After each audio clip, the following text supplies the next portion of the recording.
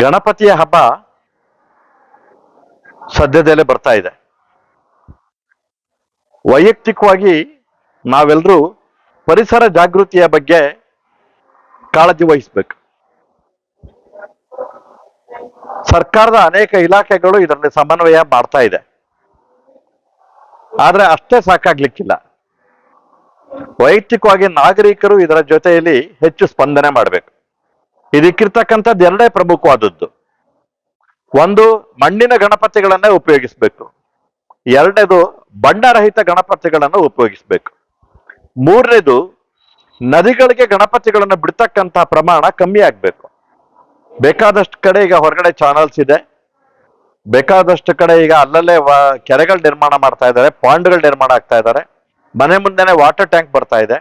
ಇವೆಲ್ಲವನ್ನು ನಾವು ಉಪಯೋಗಿಸ್ಕೊಳ್ಬೇಕು. ಇದರಲ್ಲಿ ವಾಸವಿ ಪಬ್ಲಿಕ್ ಶಾಲೆ ಕಳೆದ 8-10 ವರ್ಷಗಳಿಂದ ಜಾಗೃತಿ ಮೂಡಿಸ್ತಕ್ಕಂಥ ಪ್ರಯತ್ನದಲ್ಲಿ ನಮ್ಮದೇ ಆದಂತ ಒಂದು ಹೊಸತನವನ್ನು ಕಾಣ್ತಾ ಇದ್ದೇವೆ.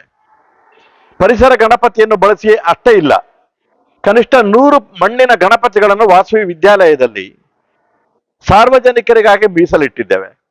150 ರೂಪಾಯಿಗಳನ್ನು ನೀಡಿ ಬಣ್ಣರಹಿತ ಮಣ್ಣಿನ ಗಣಪತಿಗಳನ್ನು ತಾವು ಬಳಸಬಹುದಾಗಿದೆ. ಇದು ಹೊರಗಡೆಯೂ ಸಹ ಲಭ್ಯ ಇದೆ, ಹಾಗೆ ಗೌರಿಯೂ ಕೂಡ. ವಾಸವಿ ವಿದ್ಯಾಲಯದಲ್ಲೇ ಒಂದು ಕೆರೆಯನ್ನು ನಿರ್ಮಾಣ ಮಾಡಲಾಗಿದೆ. ಈ ಕೆರೆಯನ್ನು ಸಾರ್ವಜನಿಕರು ಬಳಸ್ಕೊಂಡು ಈ ಕೆರೆಯಲ್ಲಿ ಗಣಪತಿಗಳನ್ನ ಬಿಡಬಹುದಾಗಿದೆ.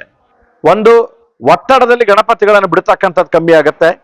ಎರಡನೇದು, ಗಣಪತಿಗಳನ್ನ ನಾವು ಯಾರ್ದೋ ಕೈಯಲ್ಲಿ ಕೊಟ್ಟು ಯಾರೋ ಗಣಪತಿಗಳನ್ನು ಬಿಡೋ ಬದಲು ನೀವೇ ಸ್ವಹಸ್ತದಿಂದ ಗಣಪತಿಗಳನ್ನ ನಿಮ್ಮ ಕೆರೆಯಲ್ಲಿ ಬಿಡಬಹುದಾಗಿದೆ. ಇದರಿಂದ ಪರಿಸರ ಮಾಲಿನ್ಯಕ್ಕೆ ನಿಮಗೆ ಗೊತ್ತಿಲ್ಲದರೆ ನೀವು ಕೊಡ್ತಕ್ಕಂತಹ ಬಹಳ ದೊಡ್ಡ ಕಾಣಿಕೆಗೆ ಇವತ್ತು ಮಕ್ಕಳು ತಮ್ಮದೇ ಆದಂತಹ ರೀತಿಯಲ್ಲಿ ಈ ಬಣ್ಣರಹಿತ ಗಣಪತಿಗಳ ಮಾರಾಟ ಮತ್ತು ಗಣಪತಿಗಳ ವಿಸರ್ಜನೆಗೆ ಕೆರೆಯ ನಿರ್ಮಾಣ, ಇವೆರಡೂ ಭಾಗದಲ್ಲಿ ಇವತ್ತು ವಾಸವಿ ಪಬ್ಲಿಕ್ ಶಾಲೆಯ ಮಕ್ಕಳು ತಮ್ಮದೇ ಆದಂತಹ ಒಂದು ವಿಶಿಷ್ಟವಾದ ಪಾತ್ರವನ್ನು ನಡೆಸ್ಕೊಂಡು ಬಂದಿದ್ದಾರೆ. ಸಾರ್ವಜನಿಕರು ಇದನ್ನು ಉಪಯೋಗಿಸ್ಕೊಳ್ಬೇಕು, ಜೊತೆಗೆ ಮಕ್ಕಳಲ್ಲಿ ಜಾಗೃತಿಯನ್ನು ಮೂಡಿಸ್ಬೇಕು.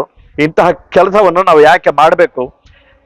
ಮಾಡದೇ ಇದ್ರೆ ನದಿಯ ನೀರು ಕಲುಷಿತ ಆಗಿ ಮತ್ತೆ ವಾಪಸ್ ನಮ್ಮನೆಗೆ ಬಂದಾಗ ಅದು ನಮಗೆ ತೊಂದರೆ ಕೊಡುತ್ತೆ ಅಂತಕ್ಕಂಥ ಮನಸ್ಥಿತಿಯನ್ನ ನಾವು ಹೇಳೋದ್ರಲ್ಲಿ ಸಫಲರಾಗಬೇಕು ಅಂತ ಹೇಳಿ ಕೋಳ್ಕೊಳ್ತೇನೆ.